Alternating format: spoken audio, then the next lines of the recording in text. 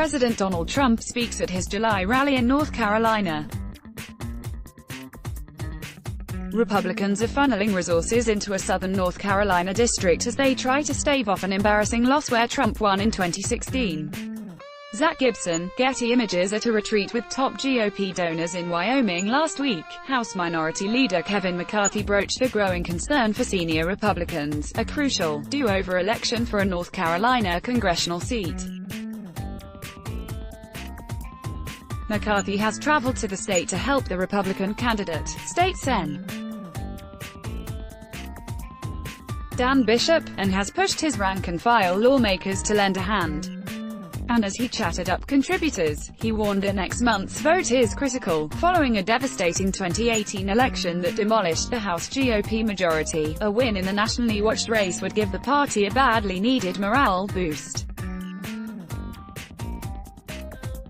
Story continued below. Republicans are funneling resources into the southern North Carolina district as they try to stave off an embarrassing loss in a GOP-heavy seat that President Donald Trump won in 2016 by more than 11 percentage points. With private polling showing a close race between Bishop and Democrat Dan McCready, Trump will travel to the district on Sept. 9, the night before the special election, for a rally in Fayetteville, NC. And the White House is also planning to deploy Vice President Mike Pence and the president's son, Donald Trump Jr., before the election. The GOP appeared to have held the seat narrowly last November, but Republican Mark Harris's apparent 905-vote victory over McCready was thrown out by the State Board of Elections, which found evidence that a Harris consultant had committed ballot fraud. That set up the new election in a state central to Trump's re-election, a must-win Senate race and the host city for Trump's convention next summer. Republicans hope that Trump's involvement in the district, which is filled with the type of white and older working-class voters that powered his 2016 win, will put Bishop over the top. North Carolina 9th Congressional District Republican candidate State Senator Dan Bishop speaks at a news conference. Republicans hope that Trump's involvement in the district will put Bishop over the top. Burton, at Photo, this race is about Donald Trump, said Jim Blaine, a senior advisor to Bishop's campaign. Dan's embraced Trump 100%. The election is serving as a testing ground for Trump's 2020 message and strategy. Bishop has worked to nationalize the race, labeling McCready a socialist, and, more recently, pushing out immigration ads echoing Trump's rhetoric against Latino immigrants, including a spot in which he criticizes the Mecklenburg County Sheriff for not cooperating with federal immigration enforcement officials. In the run-up to the 2018 midterms, Trump deployed similar attacks against Democrats, attempting to stoke fear of a migrant caravan approaching from Central America. Republicans ended up losing 40 seats in the House, with the North Carolina race left unresolved. The Republican National Committee jumped into the district earlier this month, aiding Bishop's campaign with get-out-the-vote strategies they plan to deploy in 2020 for Trump. The RNC has spent $1.5 million across the state to date, including spending for another special election on September the 10th in solidly Republican territory. Collectively, the National Republican Campaign Committee and the Congressional Leadership Fund, a super PAC tied to McCarthy, have pumped roughly $4 million into the race.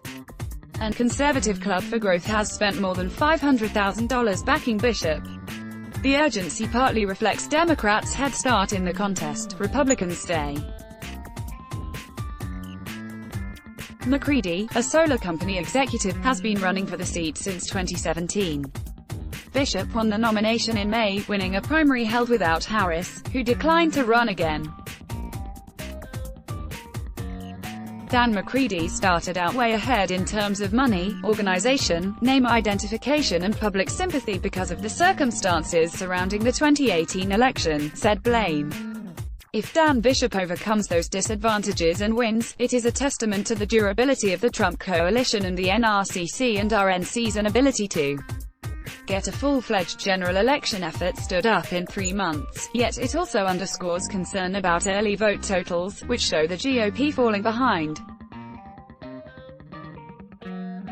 Through Monday, 54% of early votes in the district had been cast by Democratic voters, compared to 41% by Republicans. At the same point before the 2018 election, Republicans had a 46% to 42% lead over Democrats. Republicans repeatedly mentioned McCready's head start in conversations with Politico, appearing to lower expectations should Bishop fail to catch up. This is going to be a very close election because of the 2-year, multi-million-dollar head start Dan McCready has benefited from, and it is critical Republicans stay engaged to bring this race home, said Chris Pack, a National Republican Congressional Committee spokesperson, referencing a line of attack the House campaign arm has hammered in the district. As Bishop's campaign has worked to tag McCready with the socialist and liberal tags Republicans are applying nationwide, the NRCC has focused on McCready's work in renewable energy, claiming the Democrat is a greedy businessman who backed a bill, they claim, cost consumers millions in higher energy costs. Politico Playbook newsletter. Sign up today to receive the. You can unsubscribe at any time. A fact-check by the Charlotte Observer found that the ad misled voters about McCready's history. The pressure on Republicans to get Bishop over the finish line is tremendous, said Club for Growth President David McIntosh. Winning in North Carolina's 9th district, McIntosh said, will determine whether Republicans have any shot at recapturing the House. It's a test to the effectiveness of Republicans to win back districts with heavy suburban populations, said McIntosh. And the president has a great deal at stake in the race, too, McIntosh said. North Carolina would be good to nail down ahead of time for Trump, he said. So spending time there now means it's less likely to be a battleground later. Democrats are also investing in the race. The Democratic Congressional Campaign Committee plans to spend roughly $2.8 million before the Sept. 10 election.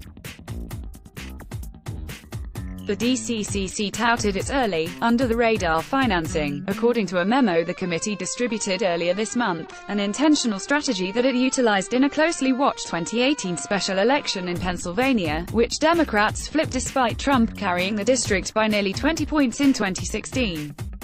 In North Carolina, the DCCC's investments are specifically focused on turning out African Americans and the Lumbee community in the district. But the DCCC also joined the airwaves in mid-August, a sign of the race's competitiveness. DCCC's spot, like much of McCready's advertising, hits Bishop for his votes on health care in the state Senate, an updated version of Democrats' core message in the 2018 midterms.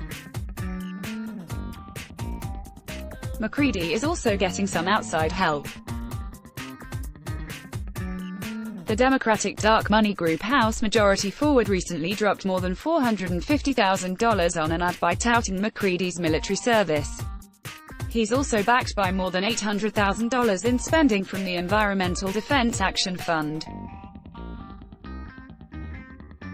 McCready has tried to keep the race local, steering clear of attachments to national Democrats, though he's received fundraising email assists from a number of presidential candidates. They're going to have a hard time painting someone who built a business from scratch and helped create a whole new industry here as a socialist, said McCready. Unlike typical House candidates, McCready's issued detailed policy papers, including one on healthcare, taking care to not be lumped in with a growing number in his party calling for Medicare for all. We really don't need to blow up the system and do some of these crazy things that are being talked about on the presidential debate stage, said McCready. All we need to do is fix Obamacare. This article tagged under, missing out on the latest scoops. Sign up for Politico Playbook and get the latest news, every morning, in your inbox. Show comments, let's block ads. Why?